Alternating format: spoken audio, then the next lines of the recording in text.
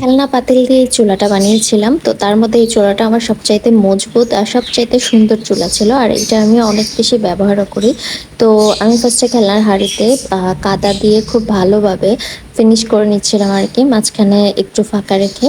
তো এইটা যে এত পরিমাণে মানে সাপোর্টিভ হয়েছে এই খেলনা হাঁড়িটা দেওয়ার জন্য, কারণ আমার মাটিটা পুরোপুরি এঁটেল মাটি ছিল না, হালকা একটু দোআঁশ টাইপের মাটি ছিল। তো এই হাঁড়িটা দেওয়াতে বেশ বিগ সাইজের একটা সাপোর্টের কাজ করেছে, যার জন্য হচ্ছে মাঝে মাঝে মাটি ফাটল ধরলেও আমার চূড়াটা ভেঙে যায় না, কারণ হচ্ছে এই হাঁড়িটা সাপোর্ট হিসেবে থাকে। তো আমি অনেক জায়গায় দেখেছি বালতি দিয়ে কিংবা হাড়ের যেটা হচ্ছে যে কড়াইয়ের উপরে চুলা তৈরি করে। তো আমার তখন মাথায় আসতো না এইটা কেন করা হয়। এখন যেটা বুঝতে পারলাম, এটা হচ্ছে ক্যারি করতে অনেক সুবিধা হয়।